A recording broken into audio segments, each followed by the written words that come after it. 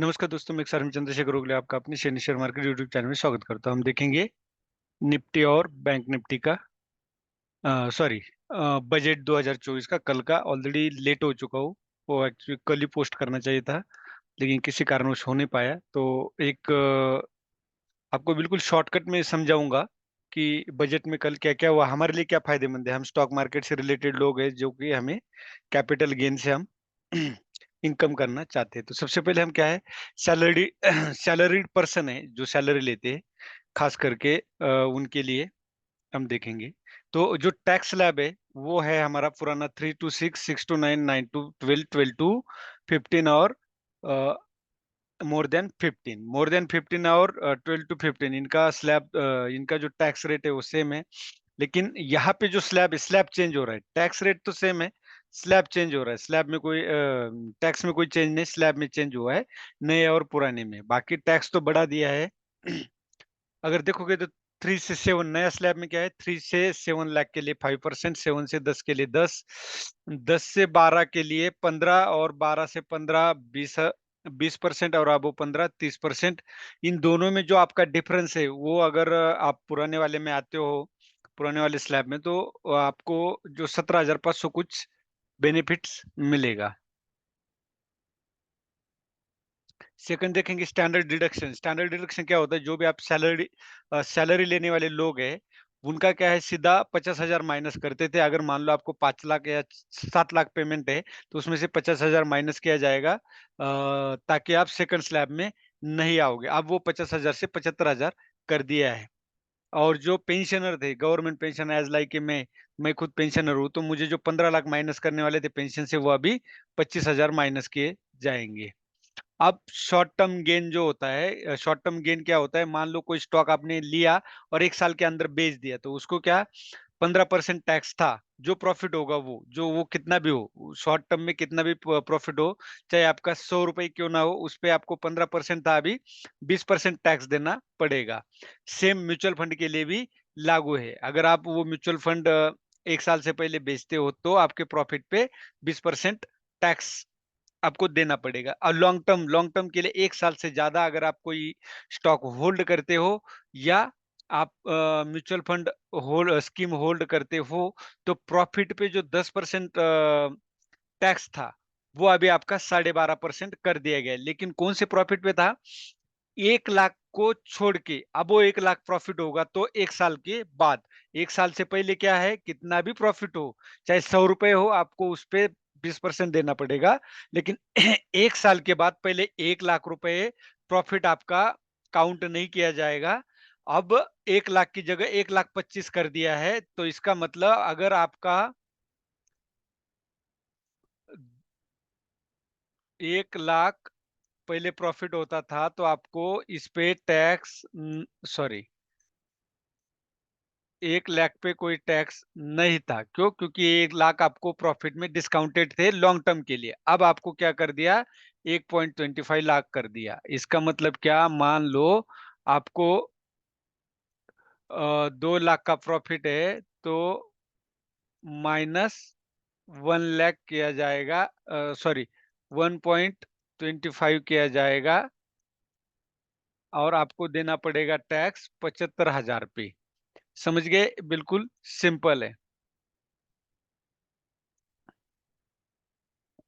अब listed financial asset hold for more than a year will be classified as a long term, while unlisted financial asset and all non financial asset, non financial में क्या आता है, property वगैरह, घर हुआ, कोई shop हो गया, वो will have to be, sorry, property में जमीन आती है, घर आता है, will have to be held for at least 2 years to be classified as a long term. पहले 3 साल था, अभी 2 साल किया है, with rationalisation of rate of 12.5% indexation. Indexation क्या होता था, अगर आपने 10 साल 15 साल के लिए घर ले लिया, तो उसका जो प्राइस होता था, वो डिप्रिसिएशन वगैरह लगा के आपको उसमें कुछ कंसेशन मिल जाता था। लेकिन अब वो बिल्कुल ही बंद कर दिया।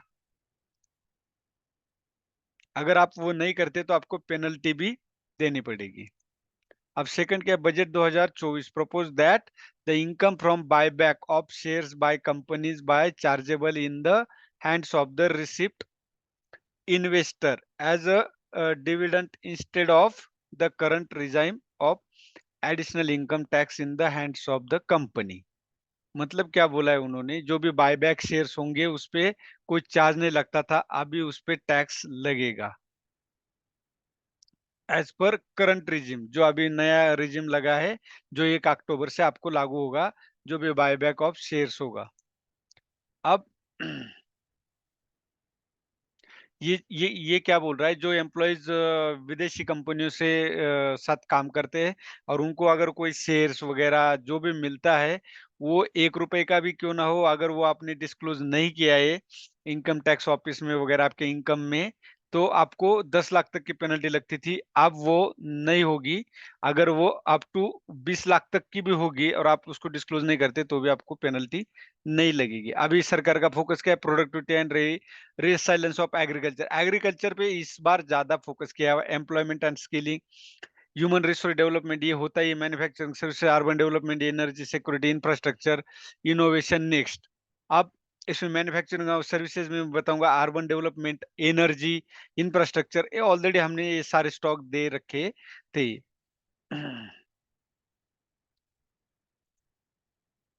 Stocks in focus, rural consumption, ITC, Tata consumer, Dabur, Nestle. हमने ऑलरेडी डाबर की जगह क्या है, जुबिलेंट फूड दिया हुआ है। आईटीसी वगैरह तो नहीं दिया। आईटीसी नहीं, टाटा कंज्यूमर में दिया हुआ है हमने। ब्रिटानिया भी दिया हुआ है, ब्रिटानिया ने तो बहुत अच्छे हमें रिटर्न्स दिए हुए है, वो भी मैं आपको दिखाऊंगा। Stocks in focus, rural housing, HDFC, AMC भी मैंने दिया हुआ था, एचडीएफसी बैंक भी मैंने दिया हुआ है। ये सारे स्टॉक अपने पास है। Stocks in focus, LNT, KNR construction, ये दिवाली का है। तो कहने का मतलब क्या है कि जो भी गवर्नमेंट अनाउंसमेंट करेगा हमें नहीं पता, तो हमारे पास हर सेक्टर का, हर फील्ड का एक स्टॉक होना बेहद जरूरी है। अगर कोई पॉलिसी आती है तो हमारे लिए फायदेमंद रहेगा। तो इसलिए मैं कहता हूं कि आप 10,000 लगाओ या 10 लाख लगाओ या 10 करोड़ लगाओ, आपके पास हर वो स्टॉक होना चाहिए, चाहे आप हजार हजार, दो दो हजार के स्टॉक खरीद के रख लो। चलती ट्रेन में बैठने से अच्छा है कि आपके पास वो स्टॉक होने चाहिए।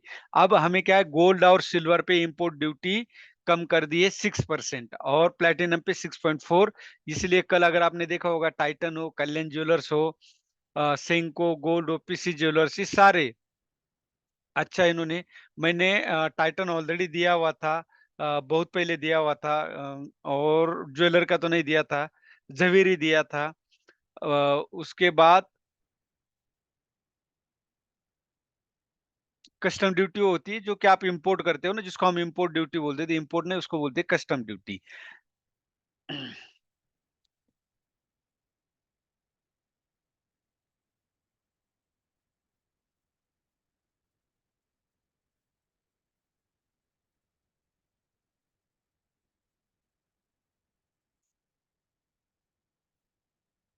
ये custom duty on mobile phone, PCB and charges to 15%। ये मोबाइल वगैरह जो भी है इन पे कस्टम ड्यूटी कम की है। यही था। अब मैं कुछ और भी आपको दिखाऊंगा कि क्या क्या वो है। अगर देखा जाए तो बजट में क्या है, अ, अन्नदाता मतलब फार्मर, गरीब, महिलाएं और युवाओं पे ज्यादा फोकस किया है। सबसे बड़ी बात क्या है, employment, skilling, MSME, medium small micro economics, middle class. इसमें अगर आप देखा चाहोगे तो ये 109 new high yielded and climate resilient varieties of 32 field मतलब जो क्रॉप बोलते हैं ना वो, and horticulture crop will be released for cultivation by farmer. अब ये नए लाएंगे जो कि किसी भी क्लाइमेट में जिएंगे, ये मतलब बच पाएंगे। वेजिटेबल प्रोडक्शन सप्लाई चेन, इसमें भी कुछ सरकार नया लाने वाला है। याद देखोगे तो 1 करोड़ फार्मर को ये नेचुरल फार्मिंग के अंडर लाएंगे, उनको सर्टिफिकेट भी दिया जाएगा। 10,000 नीड बेस्ड, मतलब जहां भी जरूरत होगी वहाँ बायो इनपुट रिसोर्सेज सेंटर जो गाइडलाइन वगैरह देंगे, ऐसे कुछ लोग होंगे educated. Digital public infrastructure, DPI, ये भी होगा। उसके बाद आप देखोगे 1 मंथ मेज टू, जो नए लड़के लगते हैं जिनको क्या बोलते हैं, अप्रेंटिस या इंटर्नशिप पे जो करते काम, उनको 15,000 पेमेंट लिया जाएगा। ऐसे 210 लाख यूथ होंगे।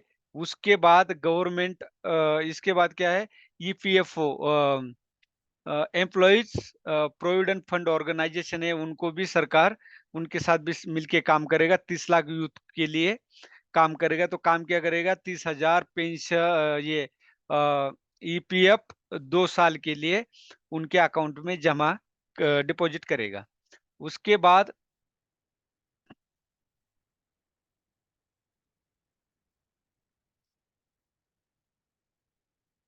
5 साल में 20 लाख लोगों को स्किलफुल बनाया जाएगा। 1,000 industrial training institute will be upgraded. Upgrade करना मतलब उसमें कुछ नई टेक्नोलॉजी, नए टीचर्स, नया कुछ सिलेबस वगैरह लाएंगे। 1,000 industrial training institute. Loan up to 7.5 lakh with guarantee from government promoted fund expected to help 25,000 student every year. Financial support to loan up to 10 lakh. Higher education in domestic institution, direct e voucher to 1 lakh student every year. एक हर साल 1 lakh student को दिया जाएगा ये voucher, ये 10 लाख का। ये क्या है, इससे क्या है, मार्केट में पैसा आएगा। तो पैसा आएगा तो चलन जिसको बोलते हैं ना, वो सर्कुलेट होता रहेगा। इसको साइकिल बोलते हैं। मतलब पैसा किसी एक विशेष लोगों के पास जो रहेगा, उसका खर्चा ज्यादा नहीं होगा, तो अपने पास बैंक में रखेगा। इससे अच्छा इन्होंने, सरकार ने टैक्स के द्वारा वसूल कर लोगों को बांटने का काम शुरू किया है। वुमन के लिए 3 lakh crore for scheme benefit woman. 3 lakh crore woman के लिए प्रधानमंत्री जनजातीय, मतलब जो जनजातीय कुछ होता है उनका, बैकवर्ड क्लास वगैरह वगैरह, ये सब उनके लिए होगा। उसके बाद more than 100 branches of India post bank will be set up in the north east region में भी फोकस करना बहुत जरूरी है। वहां का एरिया अगर आपने देखा होगा तो बहुत ही अभी भी जिसको बोलते हैं ना, जो हम टेक्नोलॉजीज वगैरह, रोड्स, इन सब चीजों से अभी भी वंचित है।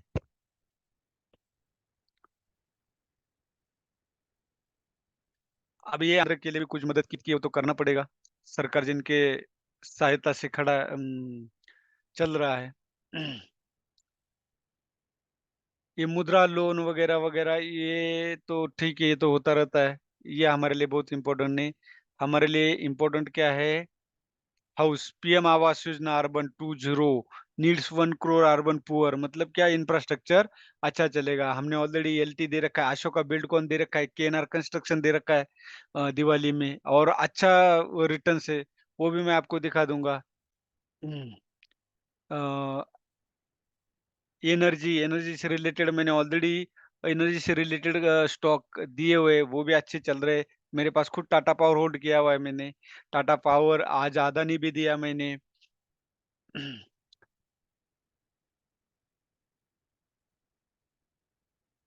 1 करोड़ को फ्री इलेक्ट्रिसिटी ऑप्टेन की जाएगी, up to 300 units every month. और एक 1.28 crore registration and 14 lakh application. अब उसके बाद infrastructure, provision of 11,11,111 crore for infrastructure, 3.4% of GDP, 1.5 lakh crore to state as a long term interest free loan. Loan भी दे रहा है 1.5 लाख करोड़ स्टेट को। और जिससे कि मार्केट में पैसा सर्कुलेट होता रहेगा, ये भी बेनिफिशियल है। इरिगेशन एंड फूड मिटिगेशन, उसके बाद टूरिज्म।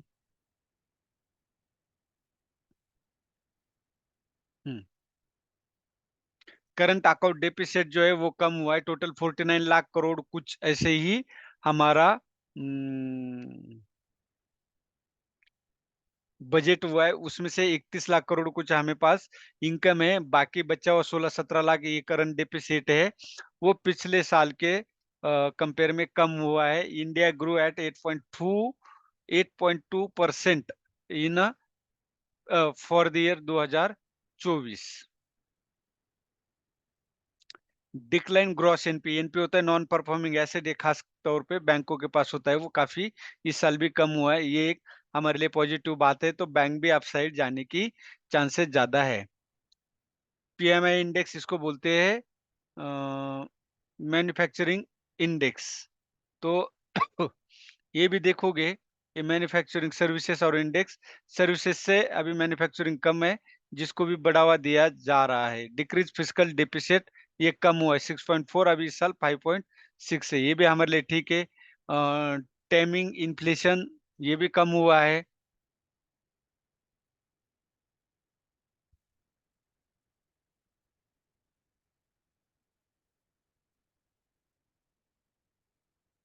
ये जो मैंने बता दिया आपको, स्टैंडर्ड डिडक्शन वगैरह टैक्स का, और जो इम्पोर्ट ड्यूटी का, ये ज्वेलर्स पे क्यों बेनिफिट होगा, क्योंकि सोना सस्ता हो जाएगा तो लोग अब टूट पड़ेंगे कि सोना खरीद के रखते हैं, आगे जाके फिर बढ़ेगा, वो तो बढ़ना ही बढ़ना है, चाहे आप कुछ भी कर लो, कितना भी उसमें टैक्स माफ कर दो, ये कर दो, तो लोग बाय करेंगे, तो ये ज्वेलर्स का सेल होगा, तो ज्वेलर्स कंपनी जो भी है उनका बेनिफिट होगा, तो हमें ये खरीदना चाहिए।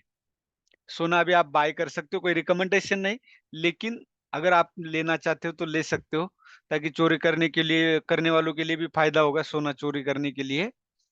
अब ये है सर्कल उन्होंने दिखा है।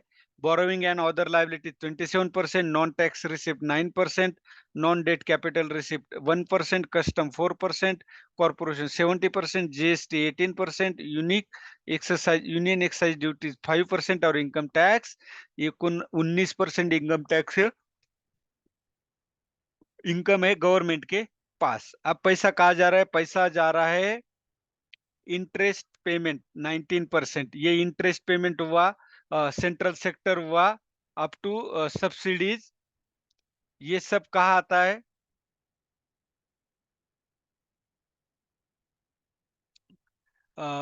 ये आता है कैपिटल में,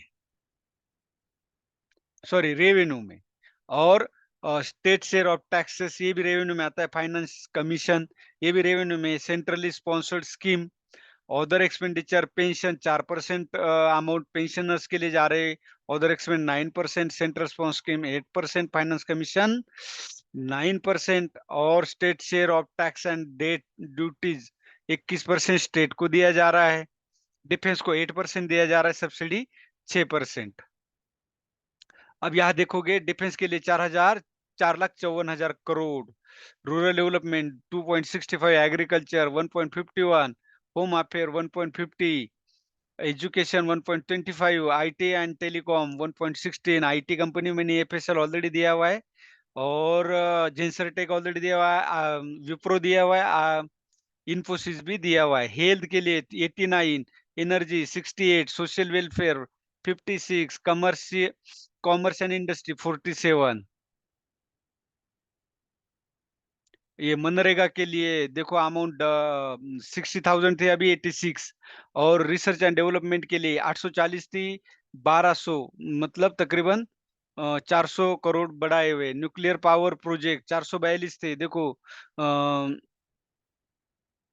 तकरीबन 4 गुना कर दिया है न्यूक्लियर पावर में। तो जो पावर कंपनी है वो भी, डिफेंस कंपनी है वो भी अब काफ़ी अच्छा। अब पीएलआई, ये होता है link, product link incentives, pharmaceutical, उनके लिए भी आप देखोगे तो दुगुना कर दिया है। Development and semiconductor, semiconductor company जो भी है, आप उस पे फोकस कर सकते हैं। सोलर पावर की कंपनियों पे भी फोकस कर सकते हो। 4,970 की जगह 10,000, यहाँ भी तकरीबन दुगुना कर दिया। सेमीकंडक्टर 3,000, 6,900, यहाँ भी दुगुना कर दिया। डायरेक्ट बेनिफिट ट्रांसफर, एलपीजी, ये भी दुगना हो गया। और तो गैस एंड ऑयल, इस पे भी हमें फोकस करना चाहिए। तो ये सब एक एक स्टॉक हमारे पास होना चाहिए, लेकिन लेने का तरीका आपको पता होना चाहिए। कोई बाय सेल का रिकमेंडेशन नहीं, ये ओनली आपके एजुकेशन पर्पज से है। एक्सपेंडिचर, रेवेन्यू एक्सपेंडिचर बड़ा है, और कैपिटल एक्सपेंडिचर भी बड़ा है। रेवेन्यू एक्सपेंडिचर में क्या आता है? रेवेन्यू एक्सपेंडिचर में आता है इंटरेस्ट, जो सरकार ने बोरोविंग की है उस पे इंटरेस्ट, जो भी एम्प्लॉयज है उनका पेमेंट, और सब्सिडीज, ये सब आता है रेवेन्यू में, जिसको कि हम एसेट नहीं बोल सकते। और कैपिटल एक्सपेंडिचर वो होता है जो कि कोई व्हीकल्स खरीद लिए, या कोई जगह खरीद ली, कोई बिल्डिंग्स खरीद ली, जिससे कि कुछ इनकम भी हो सकती है, या कुछ इनकम देना है वो बच सकता है, तो उसको बोलते हैं कैपिटल एक्सपेंडिचर। ये सब इसमें था, तो इससे क्या है कि अब कुछ पैसा लोगों को जाएगा, तो जो भी बोलोगे आप रेवड़ी बाटी है, लेकिन फिर भी मार्केट में ये सर्कुलेट होगा पैसा, तो कंपनियों का सेल होगा तो स्टॉक के पैसे बढ़ेंगे। हमें क्या है, हमें स्टॉक मार्केट से ध्यान देना चाहिए। अभी टैक्स तो लेना ही लेना है सरकार ने, जो खास तौर पे अगर आप यहाँ देखोगे,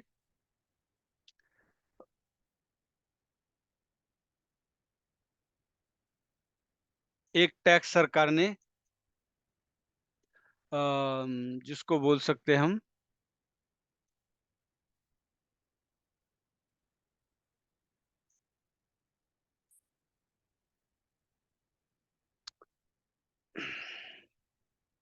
एसटीटी, सिक्योरिटी ट्रांजैक्शन टैक्स। जब फ्यूचर अगर आप सेल करते हो तो 0.01 था, अब वो कर दिया है 0.02। लेकिन sale of an option in securities from 0.0625% to 0.1, देख लो, बिल्कुल यहाँ पे दुगुना कर दिया। तो ऑप्शन ट्रेडिंग अब तकरीबन मैं कहता हूँ कि जो नए लोग हैं उन्होंने बंद करना चाहिए, या तो एक ही ट्रेड कीजिए प्रॉफिट लॉस लेकर के साइड हो जाइए, लेकिन वो ट्रेड करोगे तो आपका मुश्किल है, कैपिटल ज़ीरो होने में देर नहीं लगेगी, क्योंकि सरकार ये चाहता है कि ज़्यादा से ज़्यादा अमाउंट होल्डिंग में आ जाए, और ये जो लोग ऑप्शन और फ्यूचर में आ रहे हैं, यहाँ से इनको दूर रखा जाए, जिससे कि उनका भी लॉस ना हो, और और जो लिक्विडिटी स्टॉक में आनी चाहिए वो आ जाए, तो वहाँ मार्केट अप होगा, क्योंकि ये पैसा सवेरे आप इन्वेस्ट करते हो, शाम तक आपके पॉकेट में होता है, लेकिन स्टॉक में होल्ड करके रखोगे डिलीवरी के लिए या स्विंग ट्रेड के लिए, तो वो पैसा आपको इकोनॉमी में दिखेगा, और वो पैसा सरकार भी यूज कर सक कंपनियां यूज करेगी, तो उससे कंपनियों का स्टॉक बढ़ेगा। तो ये वजह है उनकी, इसको नेगेटिव भी ले सकते हो, क्योंकि इतना ज़्यादा टैक्स नहीं लगाना चाहिए। नए बंदे आएँगे, सीखेंगे, लॉस होगा तो वो कैसे सीखेंगे? कुछ लोग हैं वो तो गड़बड़ी करने वाले करेंगे, आप यहाँ नहीं तो कहीं सट्टा मार्केट में जाके पैसा उड़ाएँगे, जिसको सीखना नहीं। लेकिन जिसको सीखना है उसके लिए तो दिक्कत खड़ी कर दी है सरकार ने। यही था बजट मोटे-मोटे तौर पे। तो जो भी हुआ इससे हमें कोई ज़्यादा डिस्कशन में सरकार के खिलाफ या सरकार के फ़ेवर में नहीं बात करूँगा, हमें उससे कोई लेन-देन नहीं। हमें सिर्फ़ देखना है कि जो भी सरकार ने जो भी किया है, उसमें से हमें कहाँ से बेनिफिट लेना आना चाहिए, ये इस पे हमने फ़ोकस करना चाहिए। अभी जो मैंने बोला था आपको स्टॉक के बारे में, वो भी मैं आपको बता देता हूँ कि हमारे पास हर चीज़ का स्टॉक होना चाहिए। अवंती फीड मैंने ऑलरेडी दिया था, यहाँ पे जो कि मच्छी पे जो मच्छी इम्पोर्ट पे भी टैक्स कम कर दिया है, तो आप यहाँ देख सकते हो, हमारे पास वो स्टॉक ऑलरेडी दिया हुआ था। मैंने होल्ड नहीं किया, लेकिन मैंने दिया हुआ था। यहाँ देख सकते हो, बाय अबोव 403, ये कब दिया हुआ था मैंने? जुलाई 23 में, 1 साल हो गया, और अब ये कम से कम 90% या 80 या 90% तक रिटर्न दे चुका है, 400 से 734, ये हो गया। एपेक्स भी मैंने दिया था, और आज अगर आप देखोगे एपेक्स फ्रोज़न फूड, ये देख सकते हो। कहाँ पे है? ये मैंने कब दिया था? यहाँ पे देखो, यहाँ मैंने बोला था क्लियरली एवरेज नियर 185, 185 के पास ये आया नहीं। मैंने दिया था 200 बाय अबो 286, ये देख सकते हो। और ये कहाँ पे जा रहा है अभी? तो हमारे पास हर फील्ड का होना चाहिए। मैंने केएनआर कंस्ट्रक्शन ये दिवाली में दिया था आपको, ये भी दिखाता हूँ। कंस्ट्रक्शन मतलब इंफ्रास्ट्रक्चर का, आप ये स्टॉक देख सकते हो। मैंने कब दिया था ये? 264 का दिया हुआ था ये स्टॉक, और स्टॉप लॉस 255 था। स्टॉप लॉस गलत था वो, स्टॉप लॉस हिट हो चुका था, लेकिन फिर भी मैं उसमें केएनआर कंस्ट्रक्शन में था। तो आप देख सकते हो कहाँ तक स्टॉक गया, 264 से लेकर के 375 तक। उसके बाद अशोका बिल्डकॉन, ये भी मैंने दिया था।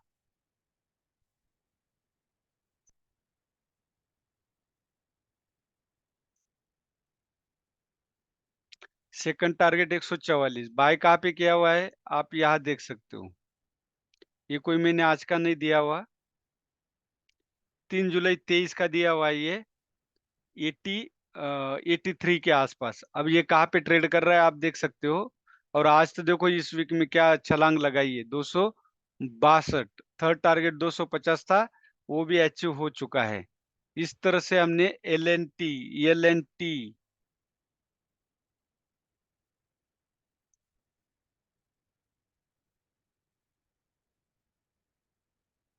ये भी हमने स्टॉप लॉस, आपको यहाँ देखो, यहाँ कलर चेंज करता हूँ।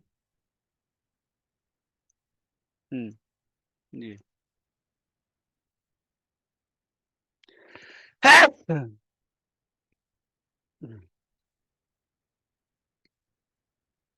और ज्वेलर्स ज्वेलर्स में मैंने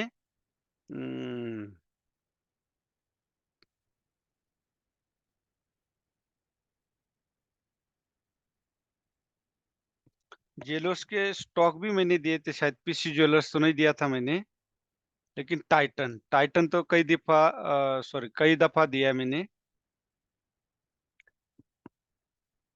मैं ये क्यों दिखा रहा हूँ कि जिसको पोर्टफोलियो डाइवर्सिफिकेशन जो बोलते हैं हम, तो पोर्टफोलियो डाइवर्सिफिकेशन होना चाहिए। आपके पास ये नहीं कि अनाउंसमेंट हुआ और वो स्टॉक अगर आप लेने जाओगे तो आप खेती से रिलेटेड जो भी है फर्टिलाइजर्स वगैरह, वो स्टॉक आप साइड है। अगर आप देखोगे एपेक्स और अवंती फूड, मैंने कहा किस प्राइस पे दिया था, आज वो 80-80%, तकरीबन 80 से 80% तक वो प्रॉफिट में है। अभी आप इतना आप साइड जाके खरीदोगे तो दिक्कत है। टाइटन ऑलरेडी मैंने पहले भी दिया हुआ था, मैंने वो डिलीट कर दिया, अदरवाइज मैंने ये जो लाइन खींची हुई है ना, यहीं पे टाइटन दिया था। अभी भी मैंने टाइटन बाय किया है और टाइटन में मैं अभी भी पॉजिटिव हूँ, क्योंकि कंपनी अच्छी है, लार्ज कैप है, और अब सरकार ने ये दिया है तो लोग तो जाएंगे। अब टाइटन क्या है, टाटा का है।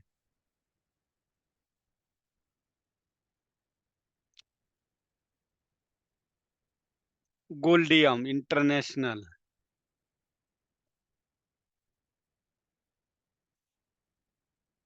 ये सारा मेरा जो सेन शेयर मार्केट टेलीग्राम चैनल है और टेलीग्राम ग्रुप है, इन दोनों पे भी मैंने दिया हुआ है। कोई बाय सेल का रिकमेंडेशन नहीं, ओनली एजुकेशन पर्पज से मैं देता रहता हूँ।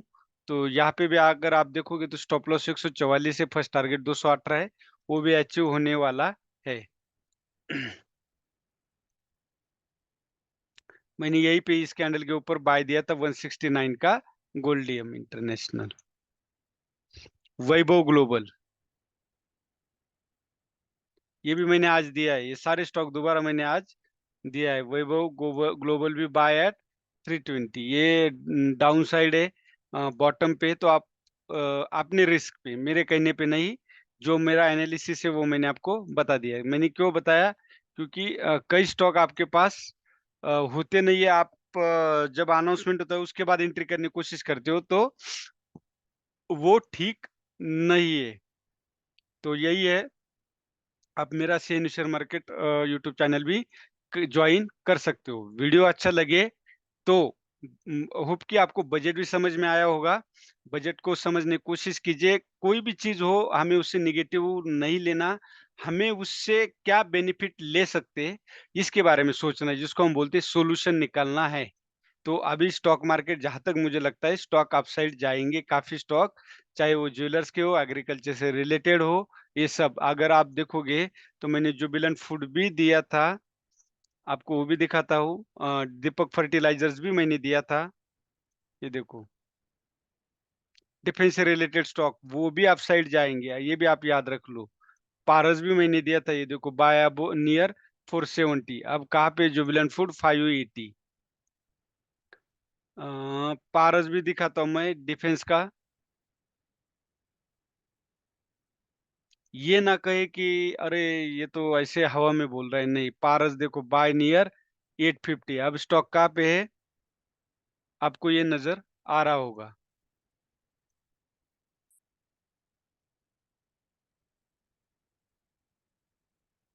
अब सेम मैंने और एक दिया था, दीपक फर्टिलाइजर, जो मैंने खुद भी लिया है।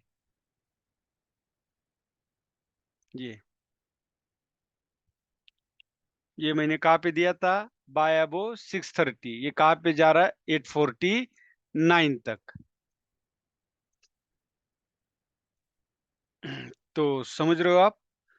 ये इस तरह आपके पास स्टॉक होना चाहिए, ये नहीं कि अनाउंसमेंट के बाद आप उसको पकड़ने जाओ, तो वो बहुत हाई होंगी। यही था आज का बजट का, होप कि आपको समझ में आया होगा। मैंने कोशिश किया, जहाँ तक मेरा ये सब्जेक्ट नहीं है, मैं वैसे ही डिफेंस से रिलेटेड पर्सनल हूँ, तो जो भी मुझसे स्टडी हुआ आप लोगों को एकदम स्मूथली समझाने की कोशिश की, आपको समझ में आया होगा। वीडियो अच्छा लगे तो लाइक, शेयर और सब्सक्राइब ज़्यादा से ज़्यादा ज़रूर कीजिए। धन्यवाद, जय हिंद, जय भारत।